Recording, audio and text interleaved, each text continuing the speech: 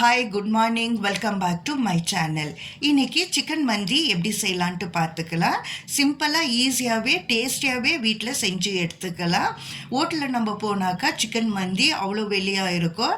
ஆனால் வீட்லேயே கம்மி காசுலேயே நம்ம செஞ்சு தாராளமாகவே ஒரு 3-4 பேருக்கு நான் செய்கிற குவான்டிட்டியில் சாப்பிட்டுக்கலாம். நானெல்லாம் சின்ன பிள்ளைலாம் இருக்கக்குள்ள பிரியாணினாக்கா மாதத்துக்கு ஒரு வாட்டியோ இல்லை 2 மாதத்துக்கு ஒரு வாட்டியோ தான் செய்வாங்க. அது கூட சர்ச்சு முடிச்சுட்டு வந்தாக்கா 12 மணிக்கு கிட்ட ஸ்டார்ட் பண்ணாக்கா 3-4 மணிக்கு தான் சாப்பிடுவோம்.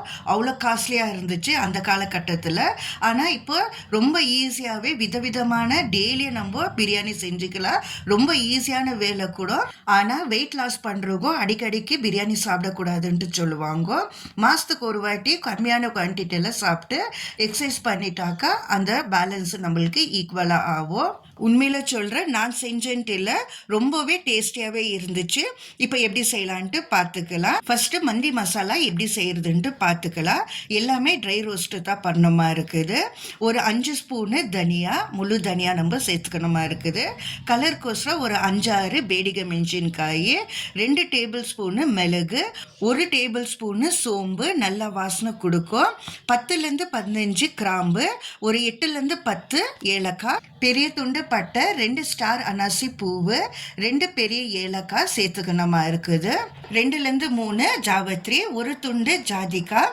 இதெல்லாம் சேர்த்தாக்கா மந்தி மசாலா நல்லா வாசனையாகவே இருக்கும். இப்போ எல்லாமே ஸ்லோ ஃப்ளேமில் ட்ரை ரோஸ்ட் பண்ணி நம்ம எடுத்துக்கணுமா இருக்குது. கொஞ்சம் ஜாஸ்தி குவான்டிட்டியிலே செஞ்சு நம்ம வீட்டில் ஸ்டோர் பண்ணி வச்சுக்கலாம். வாசனை போகாத மாதிரி ஏர்டைட் பாக்ஸில் போட்டு வச்சுட்டாக்கா நம்ம எப்போல்லாம் தேவைப்படுதோ அப்போல்லாம் யூஸ் பண்ணிக்கலாம். இப்போ பாருங்கள், நல்லாவே ட்ரை ரோஸ்ட் ஆயிடுச்சு.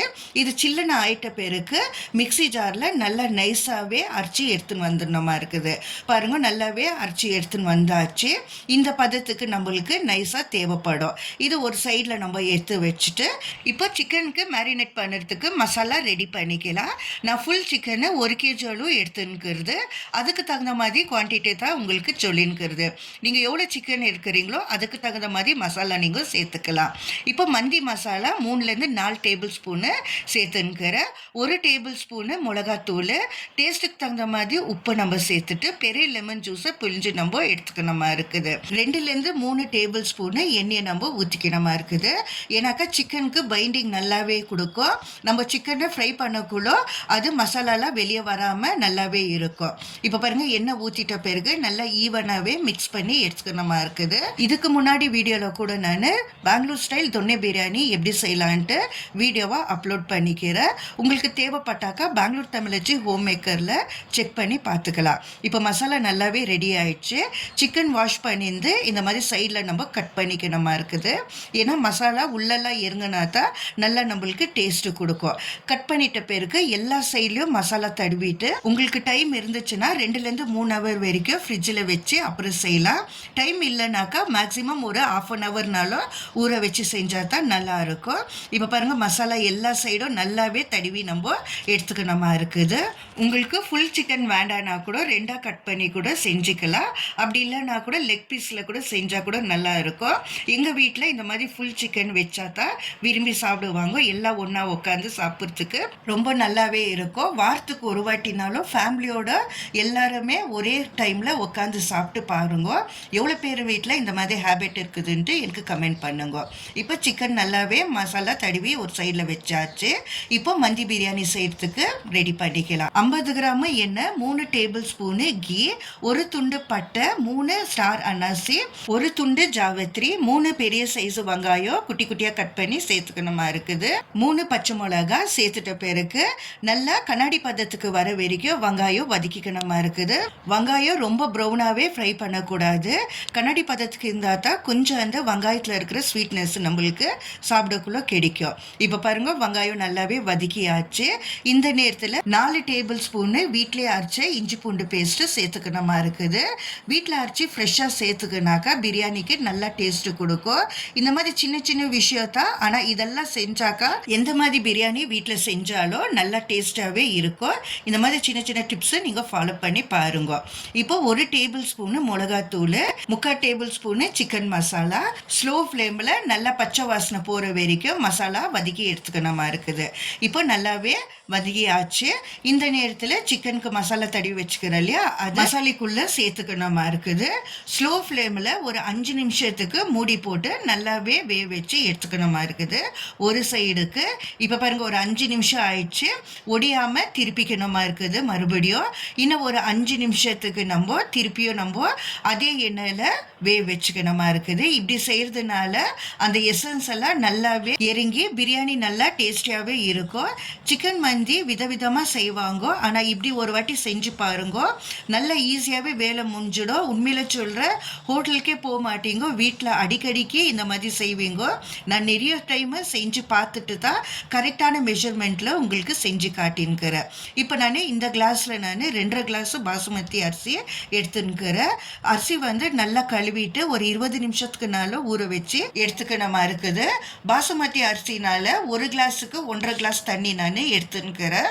நீங்கள் நார்மல் ரைஸ் எது போட்டாலும் 1 கிளாஸுக்கு 2 கிளாஸ் தண்ணி அளவு நீங்கள் சேர்த்துக்கலாம். இப்போ பாருங்க, தண்ணியை சேர்த்துட்ட பிறகு மசாலைக்கு தகுந்த மாதிரி கொஞ்சமாக உப்பு சேர்த்துக்கலாம்.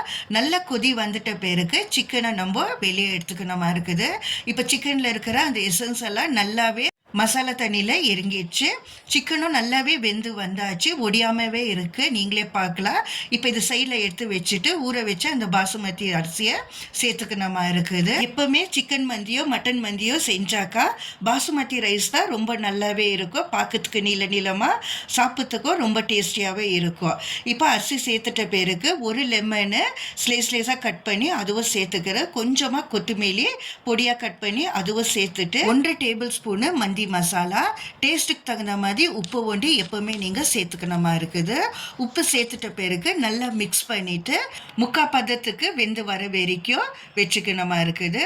உப்பு காரெல்லாம் கரெக்டாக இருக்குதான்ட்டு நம்ம ஒரு வாட்டி செக் பண்ணிக்கலாம். எல்லாமே கரெக்டாக இருக்குது. அதுக்குள்ளாக சிக்கன் ஃப்ரை பண்ணுறதுக்கு மசாலா ரெடி பண்ணிக்கலாம்.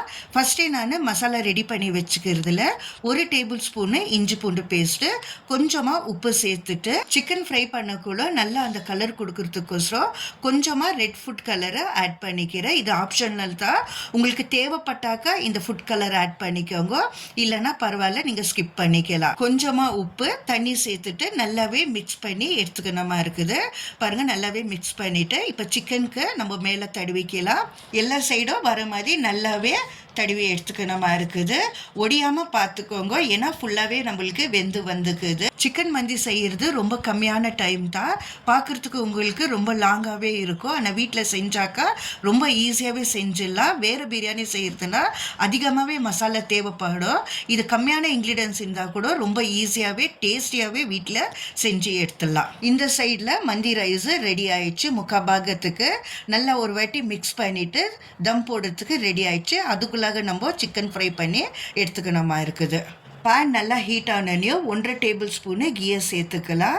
1 கைப்பிடி அளவு முந்திரி, 1 கைப்பிடி அளவு திராட்சை சேர்த்து கோல்டன் ப்ரௌன் வர வரைக்கும் ஸ்லோ ஃப்ளேமில் வதக்கி ஒரு சைடில் எடுத்து வச்சுக்கணுமா இருக்குது. அதே பேனில் ஷாலோ ஃப்ரை பண்ணுறதுக்கு கொஞ்சமாக எண்ணெய் சேர்த்துக்கலாம். சிக்கன் நல்லாவே வெந்துக்குது.